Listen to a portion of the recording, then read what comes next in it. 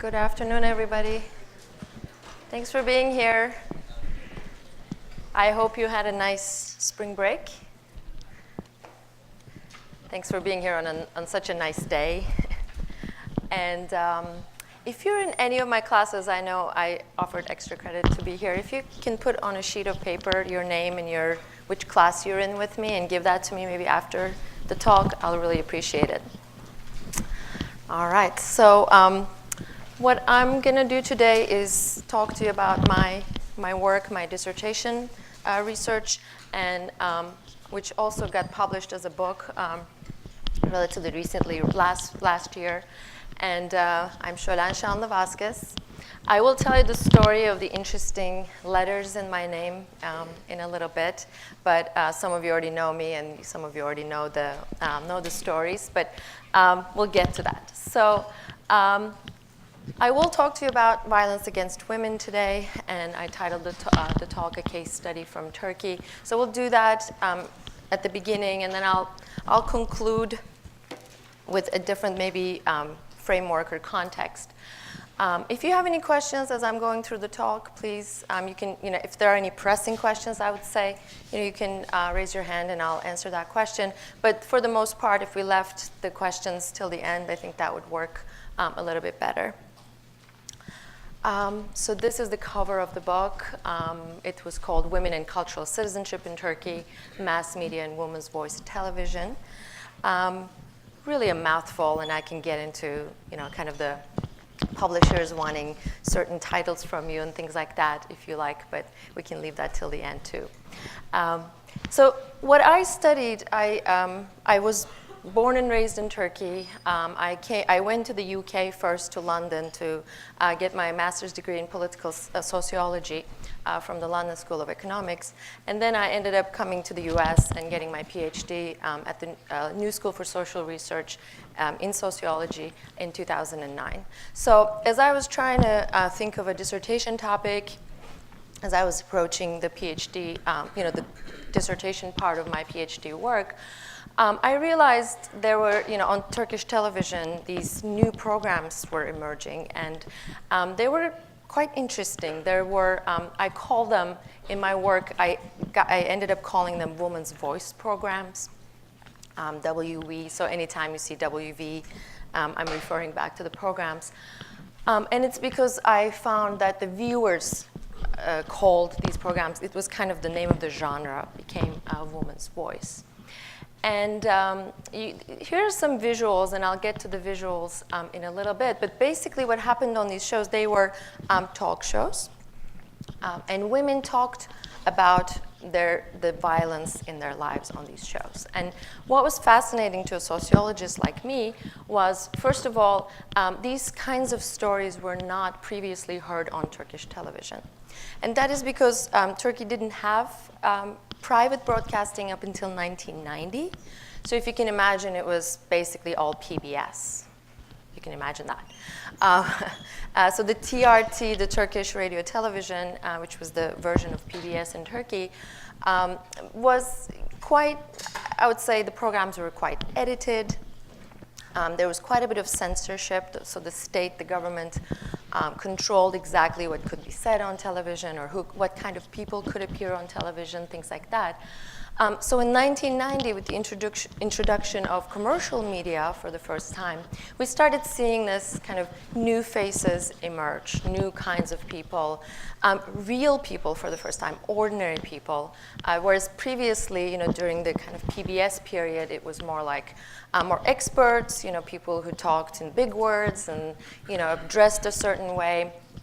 So post-1990, it was more real people who talked about their real problems. So the stories we heard had not been previously heard on Turkish television.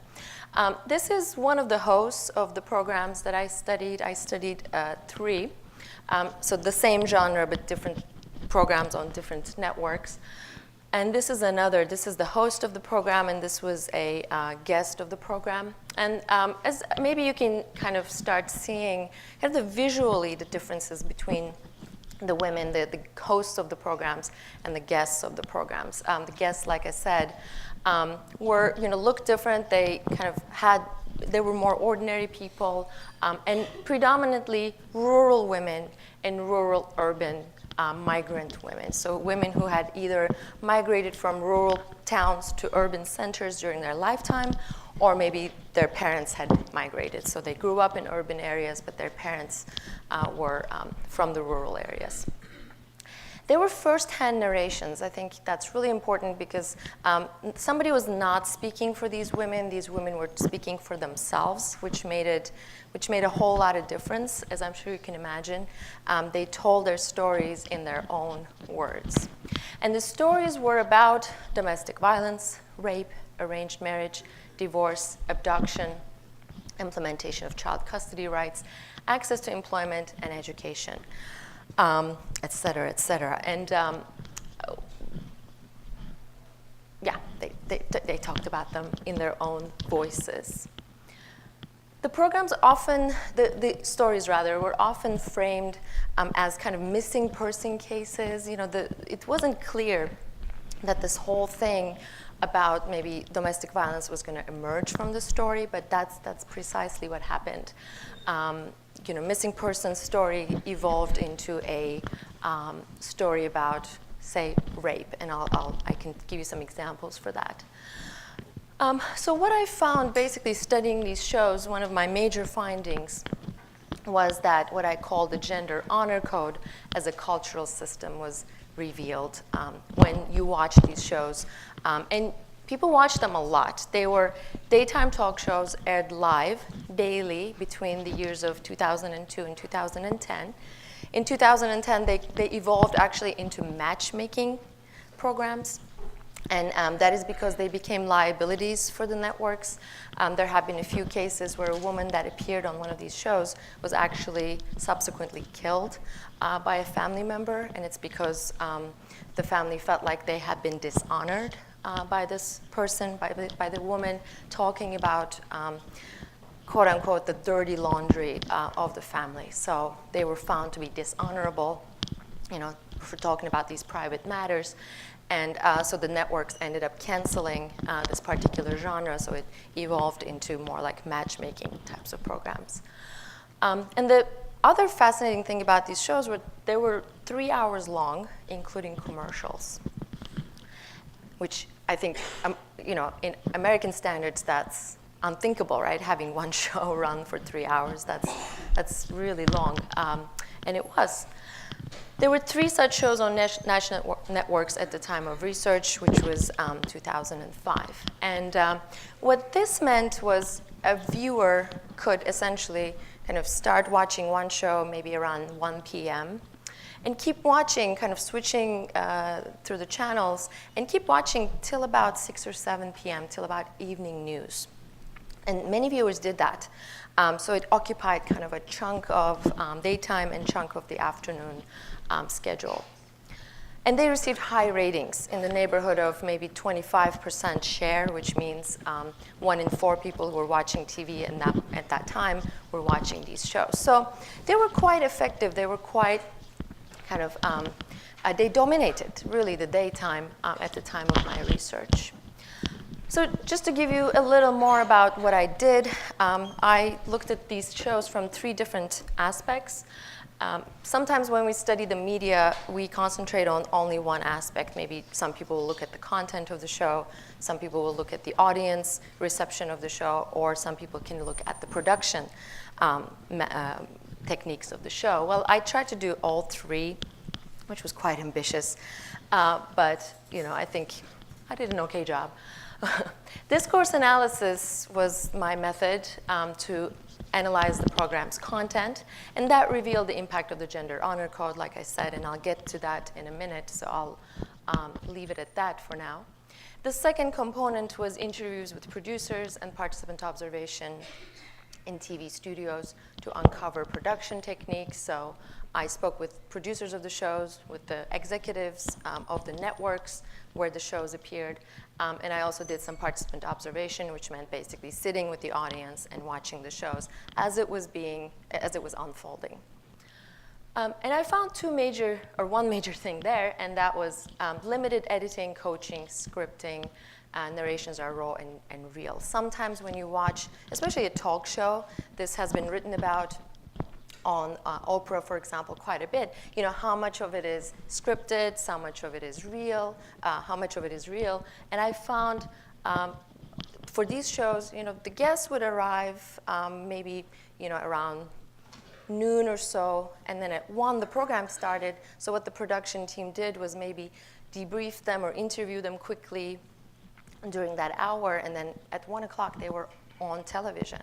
So it was very quick. You know, they came to the studio and they were put on live air, if you can imagine, right? So that meant the stories they told were quite real. There was very limited, if any, editing, coaching, and scripting by the producers. And then finally, I interviewed home viewers, so people who watch these shows, and I did a little bit of participant observation to uncover audience reception. So the participant observation took the form of sometimes me sitting with a group of women in one of their living rooms when they were having afternoon tea, and watching the show with them as, you know, they were watching it, and kind of listening to the conversations that they were having about the shows, about the guests, what sort of comments did they make, things like that. And I found 2 major things there. One is women who were from rural or rural-urban backgrounds, so the women who resembled the women who appeared on the shows, identified with the issues and the women presented on the programs, and saw the programs as ones that publicly discussed their problems, and as a result was helpful to them, or helpful in reminding them that they have rights, and that, you know, they actually found a benefit in these programs. On the flip side, the secular middle and middle upper class urban dweller women, so women who lived in the cities, who were upper middle class, and came from more secular backgrounds, and I'll come to that divide in a minute, saw the programs as unimportant, tasteless, and vulgar. And they were, in fact, kind of really puzzled by why I was studying these programs. They were like, why even pay attention to them? They're just awful, you know. Why even watch them, let alone write a dissertation on them? And they socially distanced themselves from the guests and the topics, so they found kind of little commonality between themselves and the guests, the women who appeared on the shows. And that has a little bit to do with the history of Turkish modernization, and I want to turn to that for a minute. So many of you may know that in 1923, Turkey became a republic, evolved from the Ottoman Empire, which was ruled by a monarchy. And Mustafa Kemal Atatürk is largely recognized as the founder of the nation. What that meant was a full-scale effort at modernization and westernization. I like to use this picture, this old photo from 1928, as kind of give you bits and pieces of what modernization meant in Turkey, or westernization meant. Here we see Atatürk personally introducing the new alphabet to the public in 1928.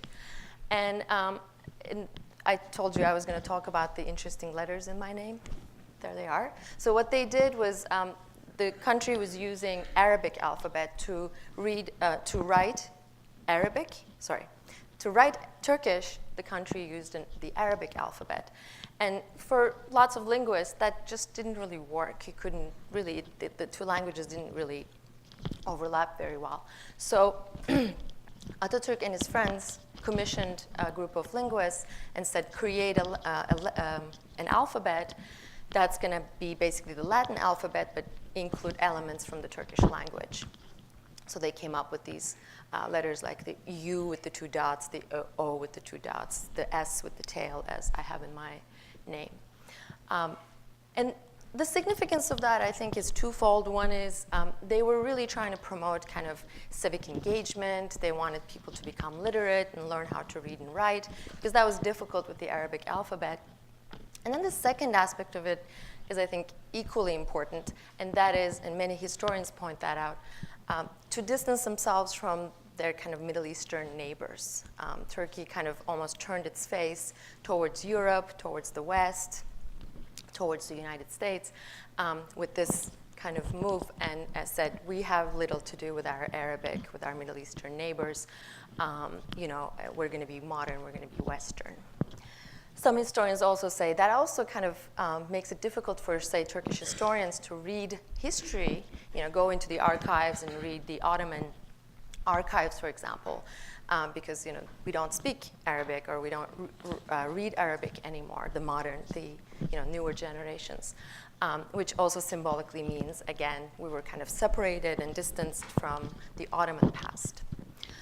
Those of you who are following Turkish politics, everything I'm saying has slightly changed since the time I did my research. Things have gotten a little more, I want to say conservative maybe, and we can discuss that at the end. But I'm just kind of taking this time as my time frame, when I did my research.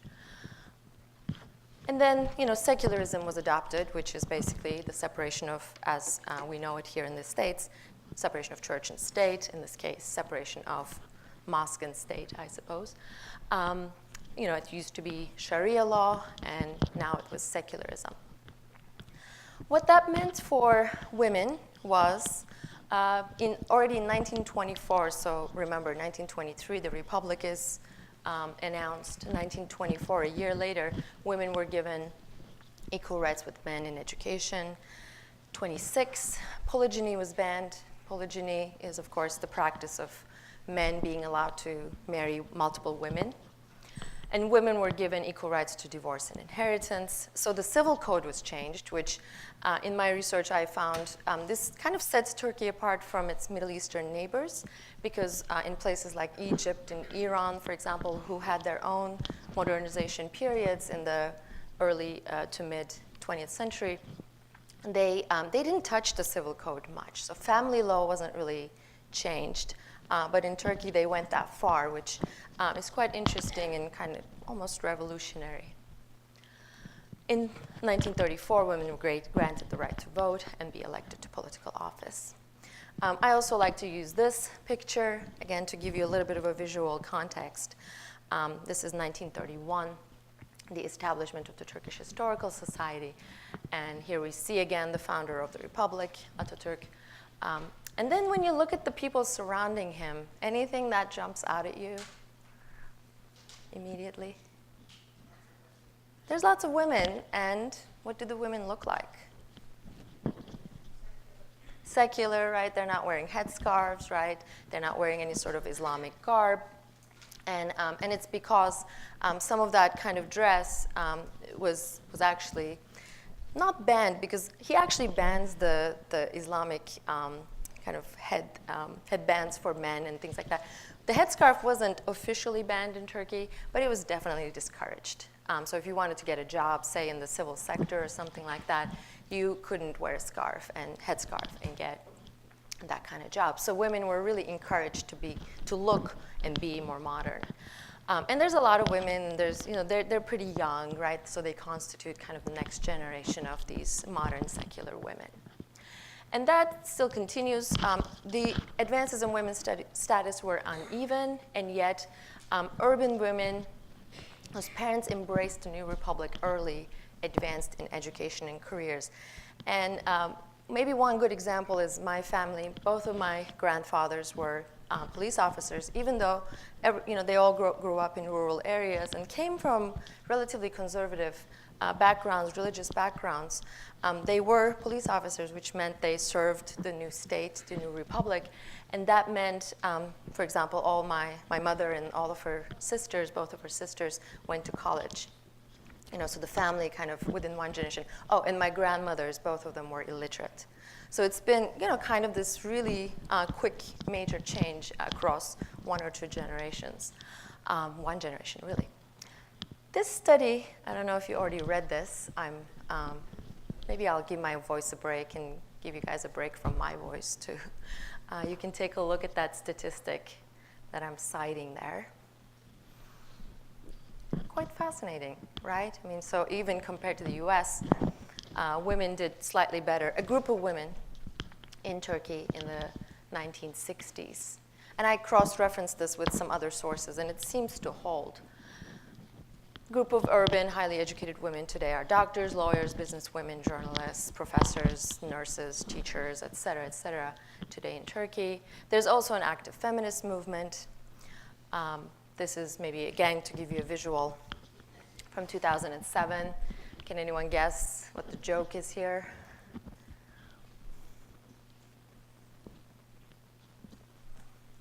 Do we need to have mustaches to be elected to parliament, right? So they're protesting women's inadequate representation in the parliament. And then this is very recent. This is from a few weeks ago, a couple of weeks ago. March 7th was International Women's Day, as you know. And the march that took place in Istanbul looked like this. This is a little bit more of a detail, and this is more of a, to give you a sense of the crowd, how many people were out marching. However, women's status has, again, advances in women's status have been quite uneven. Other women's basic human rights are violated. For example, when we look at the literacy rate, it was still 85.3% for women, while it was 96.4% for men in 2009, according to UNESCO. And the gap is not very wide here, but it is definitely a gap. And it kind of tells us that the practice of maybe not sending young girls to school maybe continues, whereas for boys, it's not as much of an issue. I think the next one is much more striking, and this has been getting worse, where sociologists are very concerned about this. Women's labor force participation remains at 27.6%, while men's is in the neighborhood of mid-70s. By the way, this is close to the American male labor force participation. Does anyone know what the women's female labor force participation is in the US? Roundabout, roughly? It's 57%. So, much higher than this. It's still lower than men's, however. But this is one that's very disconcerting. And then honor killings. You may have heard of honor killings. The US Department of State, which keeps track of these things, or has been up until recently, between 2001 and 2006, there have been 1,806 honor killings in Turkey. And honor killings happen not always, but sometimes when the honor code is violated, which means if the woman is found to be dishonorable. And this can be anything from maybe having gossip about going out with a man that she's not married to, maybe dating or something, or it may or may not have happened. If there's gossip, it's enough, to being raped. So sometimes the woman may be forced to marry her rapist to clear her name and become honorable again. And an honor killing can be committed if she doesn't do that, or for some reason that's not possible. I'll get to the gender honor code, but I just wanted to give you kind of the different pieces and bits and pieces of that. So many rural and rural-urban women, again, women who live in rural areas or women who have been recently migrating to the urban areas, which their numbers are huge, are subject to the cultural norms of the gender honor code. So let me tell you a little more about what that is, the gender honor code. And again, I put the word honor in quotation marks here because that is kind of a key word here. So the suspicion is, or the difficulty is, if the family becomes, or if a woman does something and she violates the gender honor code, the family becomes dishonorable by extension, and something needs to be done to clean that honor. And some of these kind of violations of the gender honor code may include, women's sexuality is very much controlled and regulated. Access to education can be affected, employment, divorce, alimony, inheritance, child custody rights. All of those are strictly controlled and regulated by men and kind of constitute, of course, a barrier to women's kind of freedom. The gender honor code, I want to say, is a form of symbolic violence. Up until now, you might be wondering, you know, when is she going to get to the violence? We thought she was going to talk about violence against women. And I am talking about violence against women. It's just not, I'm not concentrating on physical violence, but this, Pierre Bourdieu called it symbolic violence. And Pierre Bourdieu, a French sociologist, very prominent sociologist, defines symbolic violence as such. Symbolic violence is the violence which extorts submission, which is not perceived as such, based on collective expectations or socially inculcated beliefs. This is not an explicit belief, but rather an immediate adherence, a doxical submission. So a few key points here. The people who live by the gender honor code, they aren't always aware of the gender honor code. They're not always kind of explicitly follow it.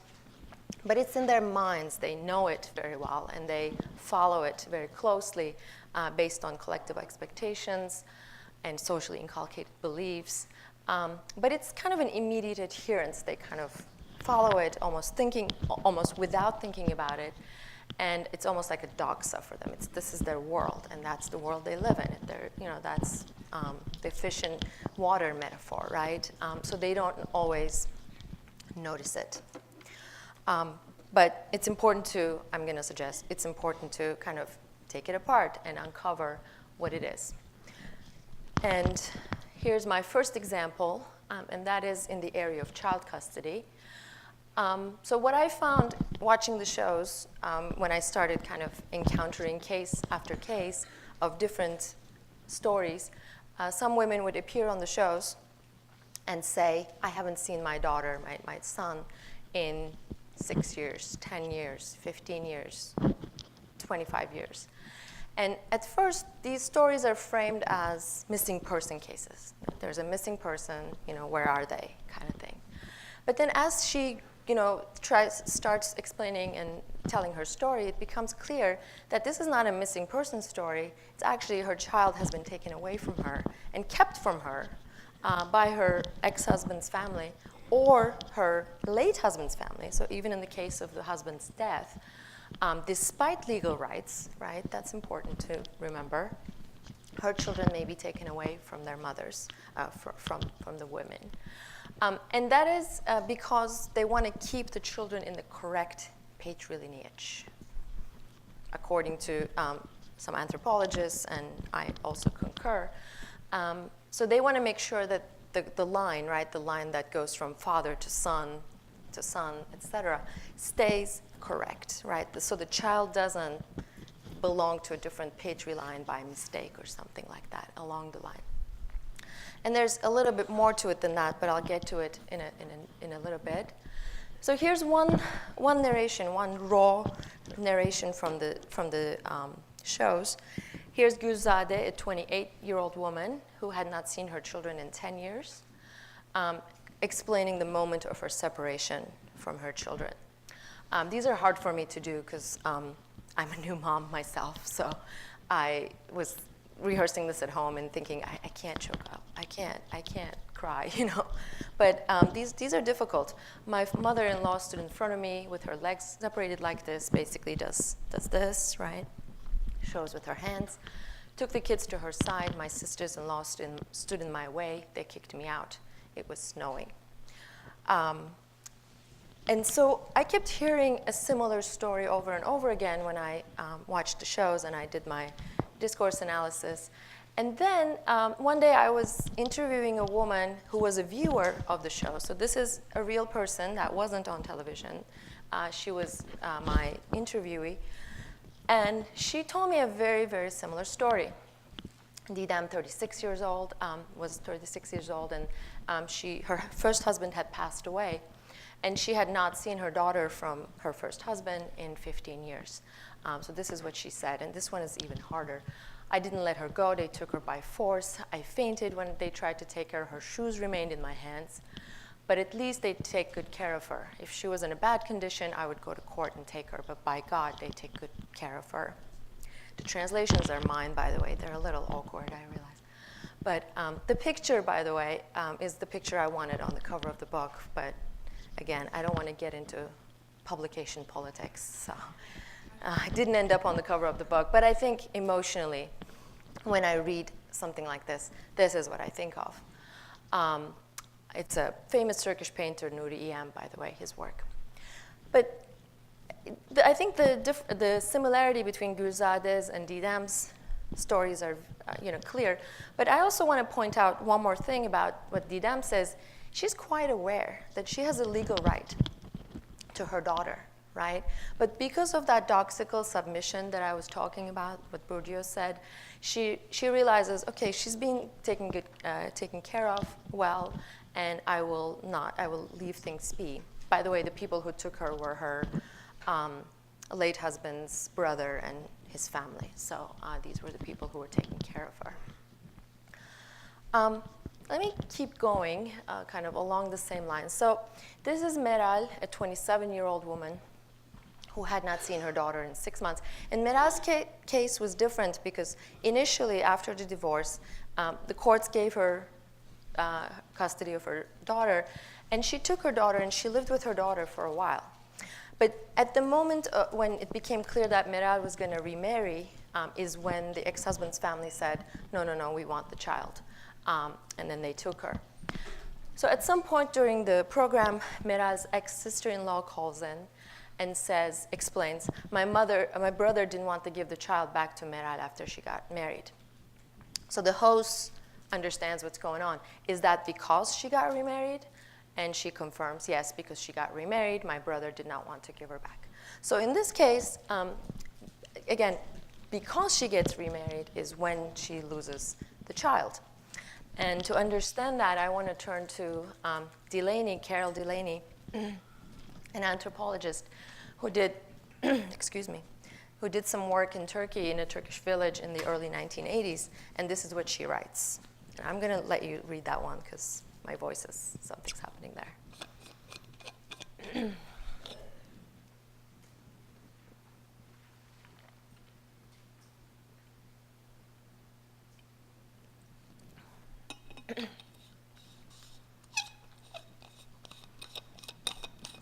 So in the case of remarriage, the child's lineage potentially could change, right, from her or his biological father to another man, and that's not considered acceptable. So she's taken away from her mother. And the mothers, by the way, again, it's not like, the father takes care of the child and the mother sees the child on the weekends. It's not like that. She never sees her, and she's unaware of her whereabouts. The family keeps it that way so that she doesn't keep asking and she doesn't bother them. So here's Meral again. This time, she's telling us why she decided to remarry. My parents helped me out after I divorced, and I'm so grateful to them. So Meral did the honorable thing and went back to her parents' house after she got divorced. But that's only up to a point. I am young. You cannot stay single in places like the rural areas of the Black Sea region. So it was to protect her honor that she decided to remarry.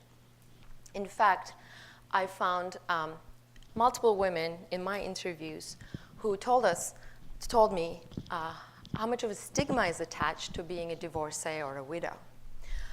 So these were three neighbors, Selma, Halime, and Serap. They all knew each other. We were kind of talking. And Selma was telling us how her husband was abusing alcohol and also beating her. But then quickly, she realized as she was talking that Halime and Serap were in the room too. So she changed her rhetoric.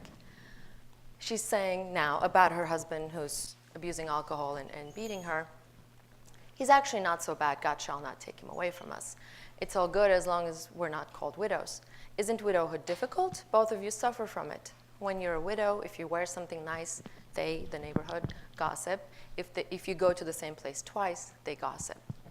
And Halime and Serap, who were both widows, kind of both said at the same time, that's why we don't go anywhere much. So,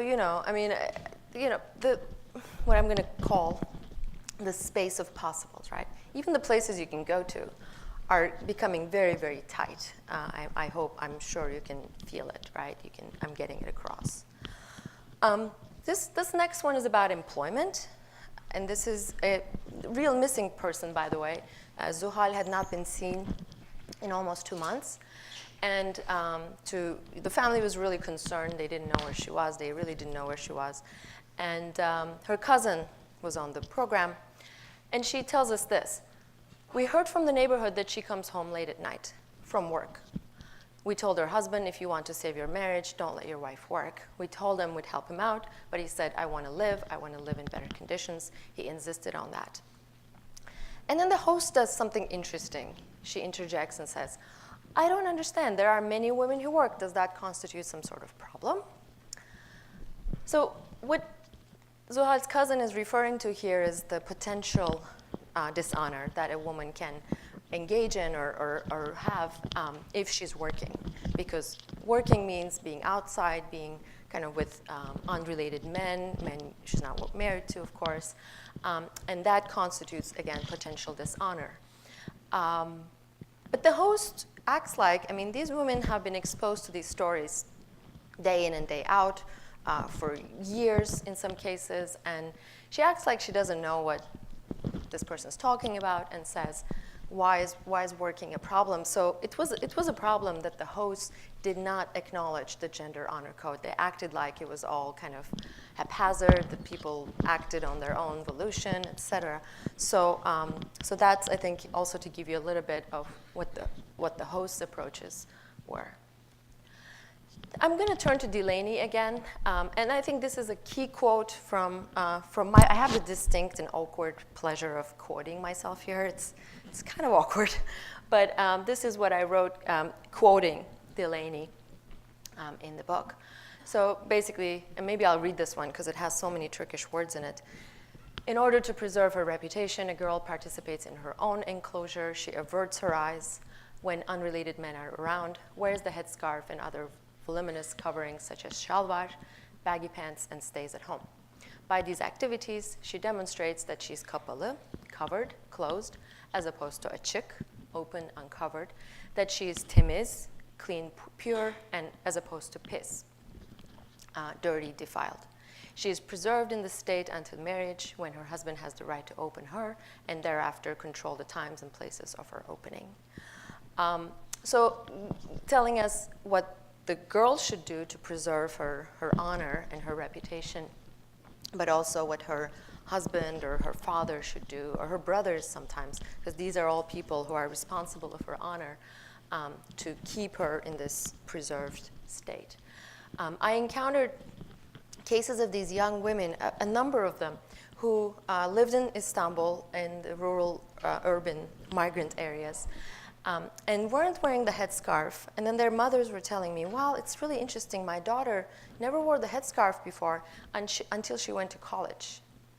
And in some cases, she was accepted to a college. She went to a college that was far away from home in a small town or something like that. And she all of a sudden decides to wear the headscarf. And when I interviewed these young women, they told me, well, because I felt so uncomfortable. Everybody kept looking at me funny. And even though she's a college student and she's doing kind of the ultimate thing where she's getting her rights, she's hopefully going to get a job, et cetera, she decides to now wear the headscarf, which is often, in Turkey at least, associated with, not necessarily with feminism, right? But she was doing it. They were doing it to protect themselves, to protect their honor, so that they could finish their studies without being harassed, without being, raped or worse, right? So I think this is a key thing to know. I think there's one more that I want to just quickly go over. Dilek has not seen her two children in 5 years, 27-year-old. And here she says something about, she takes her children again, or she wants to. But in this case, her mother says to her, and I think her father was deceased, if you come with your children, you can't live with me, her mother says to her. And then Dilek continues, I'm unemployed, I can't do anything, I don't want to be bad either. What can I do outside? I go to my sister's, it doesn't work. I go to my mother's, she says I should find a job. Where will I find money? I mean, where?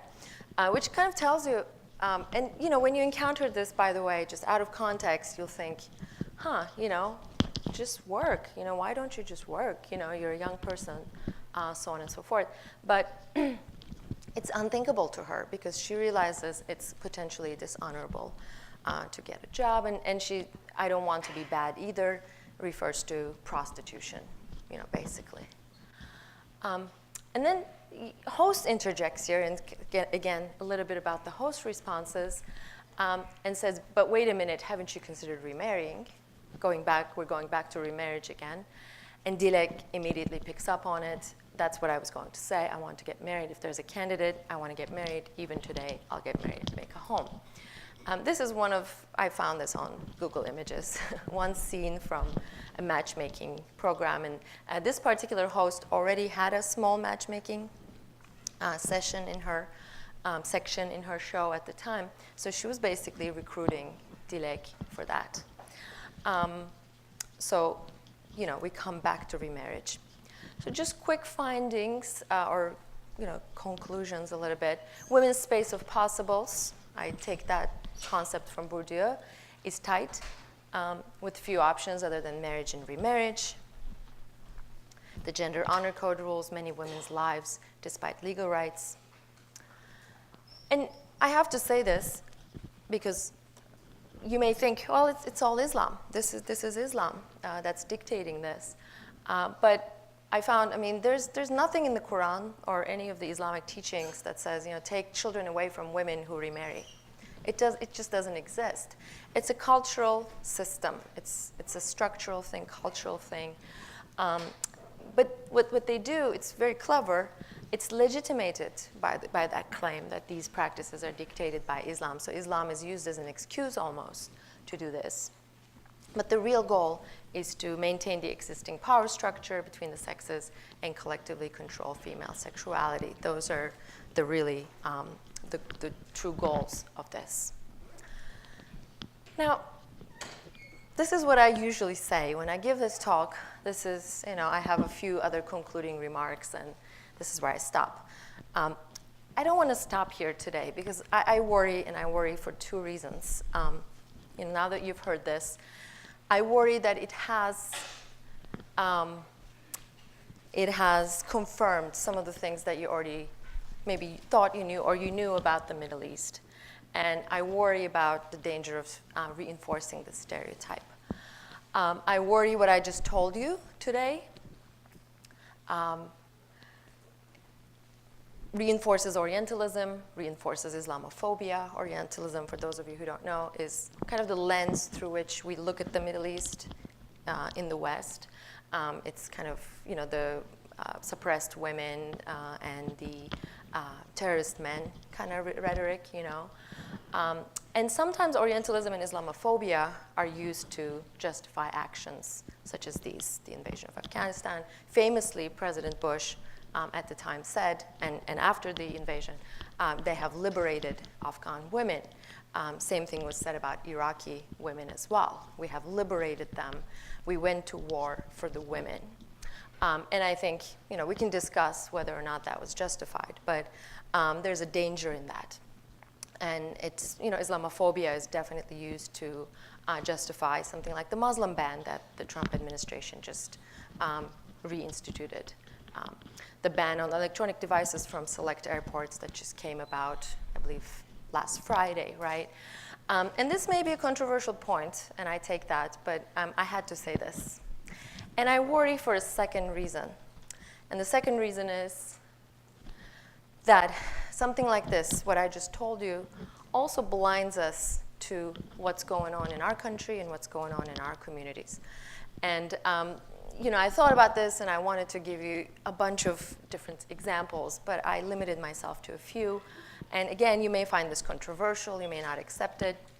And of course, this is not to minimize what happens to the women in Turkey and what happens to women worldwide, but I would like you to, maybe your takeaway, I don't think should be, oh, these are just horrible things that happen to these distant women, and here we are, we have such a much better society, and we do, and there are certain things that are wonderful about this society, but we're not perfect. So just a quick, and this surprised me even because the rate of women who have been subject to physical violence by an intimate partner during their lifetime in Turkey and in the US is exactly the same, 1 in 3. According to the NIH, and according to a 2007 study. Of course, the validity of these studies are always discussed. Underreporting is always an issue when it comes to domestic violence. But this is interesting, right?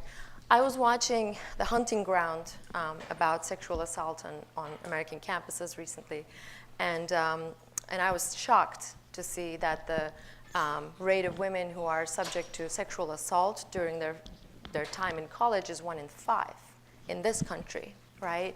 And the fact that universities and colleges are doing nothing about it is shocking, right? They'd rather protect their own reputation than to protect the women. Kind of from a different perspective, poverty. 28% of single mother households live in poverty. I suggest that is a form of violence, symbolic violence, because we just kind of find explanations for these without understanding the roots of it. In California, childcare costs at least a third of a single parent's income. I think parents suffer in silence in this society. As a new parent myself, I found, wow, there is so much money is needed to take care of one child, 2 children, and it's fascinating that nobody talks about it. Nobody talks about the wonderful programs some European countries have, subsidized childcare. Is that happening? So I conclude, or? Yes? Okay. It's like the Oscars. Okay. But I just have a couple more. But I think this is a form of violence. Women earn 80 cents to a man's dollar. When you Google that, by the way, the gender pay gap, do you know what the first thing is that emerges on Google search? How it's a myth. Why is gender pay gap a myth? How is it a myth? We're in denial about this. We're not trying to understand why. We're doing the opposite. We're denying it. American workers don't have access to paid family leave. Very few Americans I know, because I teach this stuff, very few of my students know that we are one of 4 countries in the world, in the entire world, that does not have paid family leave. No other developed country has this problem. We're the only ones. And women are much more likely to use family leave, not need it necessarily, but use it because of, again, cultural expectations that women should be primary caregivers to their children. Women's access to birth control, and I could have taken anything, and I know abortion is a controversial and divisive topic, but I find it shocking that as a legal right, and these statistics have gotten worse, by the way. I just was doing research, and North Dakota has 1 abortion provider as we speak, 1 in the entire state. So if it's a legal right, the fact that women don't have access to it, is it a form of violence? And of course, the recent revelations about the new budget that's being proposed by the Trump administration, right? Probably withholding contraceptives from women is not a great way to decrease the number of abortions, right? And that's exactly what's going to happen if we defund Planned Parenthood. So, a few examples, and I can go on about this for ages because I teach this stuff, and my students know all about this. So basically, just as a plug, what I would like you to do, if you have the inclination to do so, I invite you to look at your societies and communities through the sociological lens, to uncover the cultural assumptions that limit each person's space of possibles. And not just our communities, of course, but at the world, employing the same kind of curiosity and, I think, analysis to ourselves and the world is equally important. And I think that's the only way we can fix these problems, and also to, of course, become active, to do something about them. But education and educating oneself is probably number 1. That's all. Thank you very much for listening.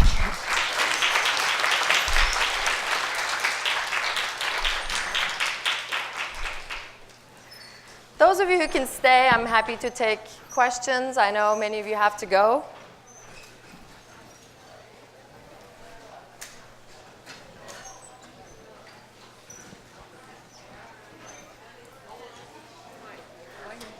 Yes. And I still do that honor even though I'm not from Turkey. Okay.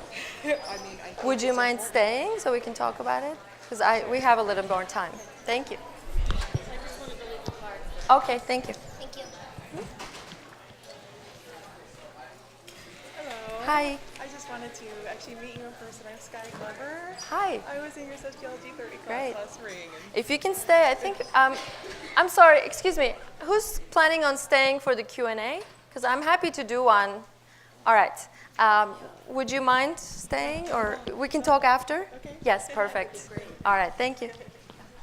Very good lecture. Thank you very much. Thank you. Thank you. On the Q&A, I think we have the room till about 1:30. I'm not saying we should go till 1:30. I don't want to keep you here that long. But those of you who are, who wanted to talk to me, can you stay or, okay? Thank you. Thank you. Say it again? Sign this for my professor. She would Oh, sure. Mm-hmm. can you do the same for me? All right. Sorry about that, everybody. Thank you. There you go. Mm-hmm. Thank you. Yeah. Thank you. Yeah. Mhm. All right. Thanks for staying for Q&A. I'm happy to answer any questions you might have. And I was asked by Media Services to, sorry. Yes. Sure.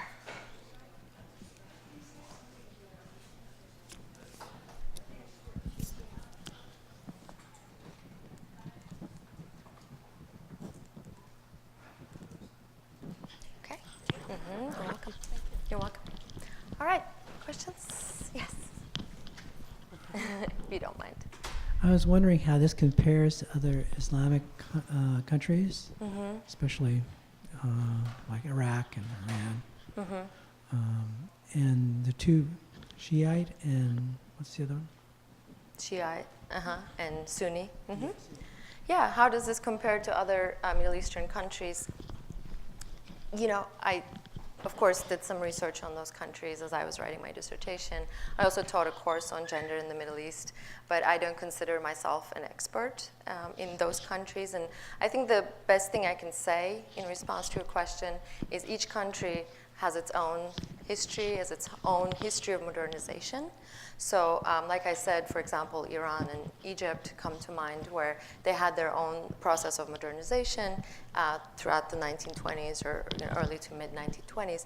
And one thing I realized, they didn't maybe go as far in changing the civil code of the country. So that's different. In Turkey, they went that far. And of course, we can discuss whether they were successful or not, because clearly the legal structure may have changed, but some of the cultural assumptions stayed the same. But I can't really say something kind of blanket about all, some of the other Middle Eastern countries. Yeah, thank you for the question, though. Is there? Yeah. In honor killings, Yes. how do they kill the woman? Depends. So oftentimes they shoot her.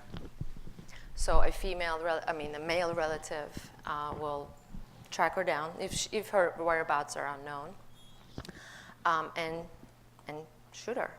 They often use firearms.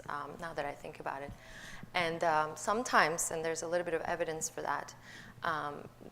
The family members don't want to send a family member to prison for this because, they do if they're found and they're found guilty of this, even though they get a little bit of a sentence reduction, unfortunately, for extenuating circumstances or something like that. The family members do, the perpetrator.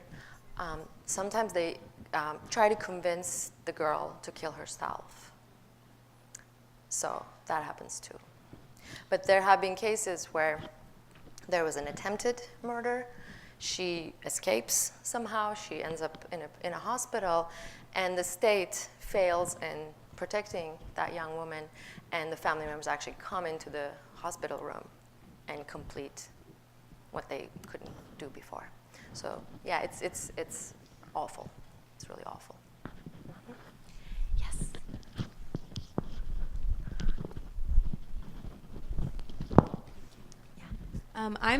I just wanted to say great job, by the way. Thank you. I could listen to you talk about this for a little while, but Thank you.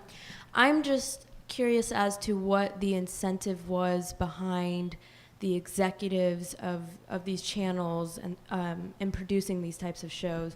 If it was ratings or if there was just really powerful women that were able to kind of push this forward, and yeah. Excellent question. And I think ratings are number one. So one of the hosts that I interviewed told me the story of how the programs evolved. She was doing a show on celebrities.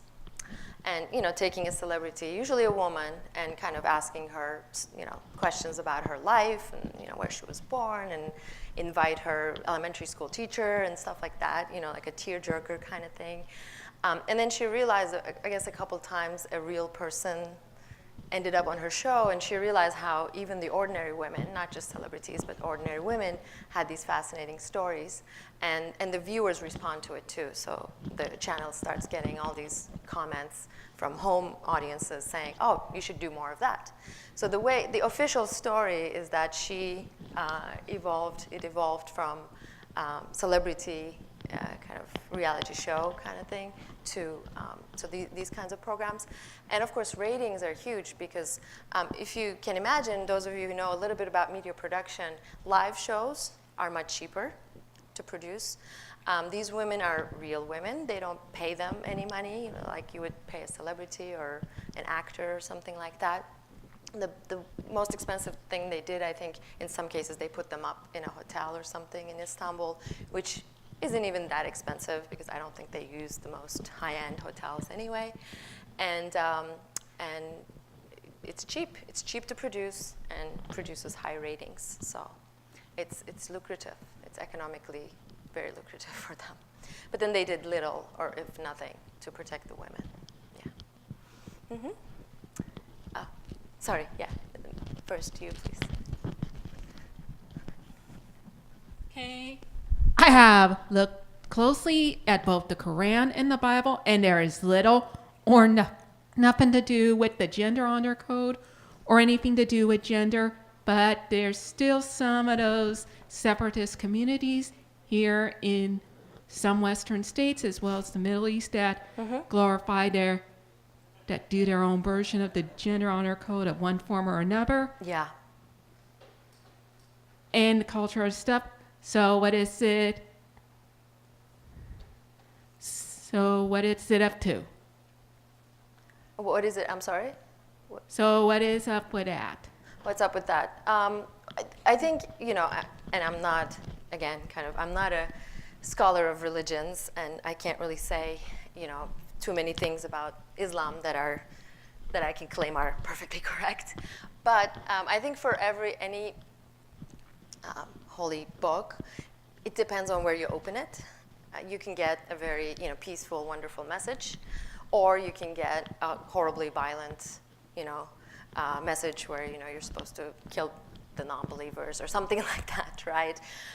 So I think people take different versions of the different religions and live by them. And it's all up for interpretation, by individual communities. And in this case, like I said, yes, absolutely, Islam, many argue is not the most feminist religion out there. But I think we can say the same thing about most monotheistic, if not all, monotheistic religions.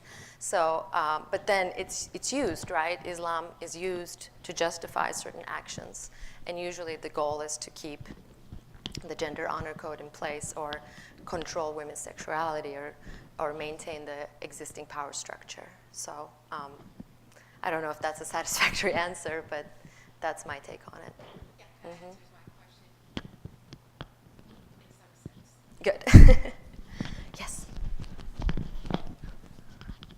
So I have two questions for you about women being able to wear the hijab Yes. in workplaces. Yes. I don't know if that's illegal right now in Turkey or it is legal to wear the hijab. or headscarf? And the second question is about, is it different in rural areas and the Istanbul? So. Excellent question. It's complicated. So basically, you could wear the headscarf up until recently anywhere. In a private corporation, let's say you work for a private company, it's basically at the discretion of your employer if they could let you wear the headscarf or not. It would be up to them.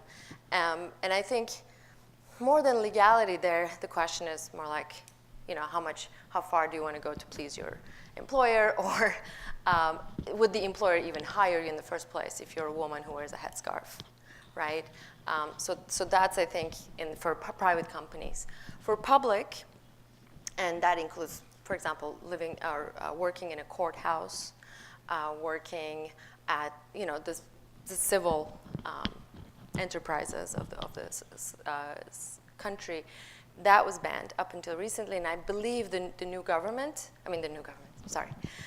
current government, which has been in place since 2002, so we can't say new, they have actually been trying to get rid of that ban also. But I'm not sure if they ended up changing it or not. There was one more question. At universities, when I was going to college in Turkey in the early 1990s, late 1990s, it was banned for public universities. You couldn't go to that public university with a headscarf on. Most private universities allowed it, but it was contentious. It was quite, contentious topic. And then what was your second question? The headscarf was the first. Rural. Right.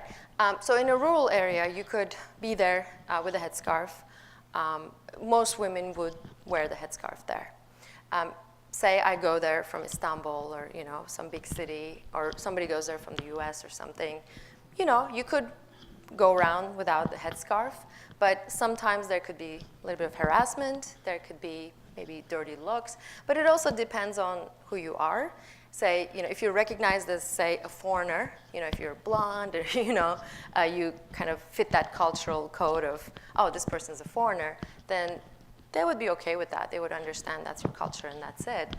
If you're a Turkish person like me, I think they would still be, depending on, right, who you encounter, there could be understanding and respect, or there could be a little bit of a contentious situation. So it depends. But most women who live in rural areas do wear the headscarf.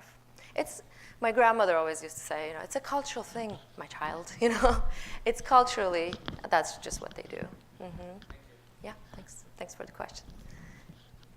Yeah? Okay. So you have a really specific perspective having grown up in Turkey. So I was wondering if you faced any challenges amongst US sociologists in being viewed as credible writing about this. Interesting question. So because other sociologists might have Orientalist preconceived notions and things. So you're asking if American sociologists, if I find it problematic if they write about Turkey, or if they had assumptions about what you were writing about. Mm-hmm. Hopefully, I know some Americans who study Turkey, and many of them are, wonderfully nuanced with their research, and many of them do learn Turkish.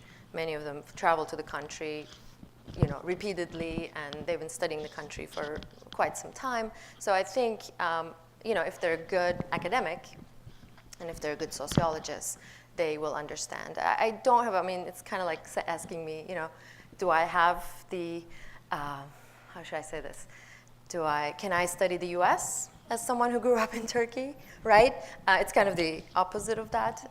And I don't know, it's a good question, but if you're careful and if you do your homework, I think it's perfectly fine. And I know many women and men academics who study Turkey and study it in a very wonderfully nuanced way. So does that answer your question? Yeah. Okay.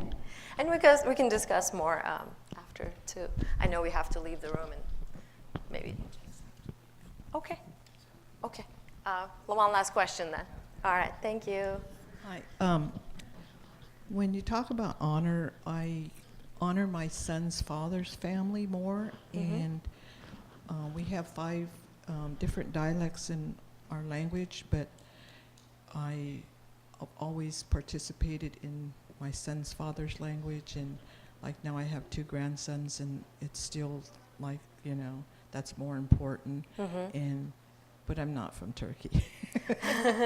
So you're saying the honor code is not just something that exists in Turkey, but absolutely, absolutely. In fact, I talk about that in other versions of the of the talk, where, you know, I mean, some people call sati, it's an Indian practice of killing the widow of a deceased man.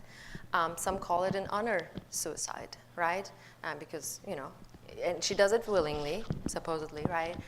Because it's a form of, again, not leaving her alive after her husband's death, so that she can't dishonor him after his death, kind of thing, you know? So I think there are versions of the honor. I mean, Latin America, right, has the honor code very much embedded in it. So I don't think it's just an Islamic thing. I don't think it's just a Turkish code. It affects many women all over the world. Yeah, thank you for the question. And I believe we have to leave the room. And yes, thank you so much for the questions, for listening. Have a good afternoon.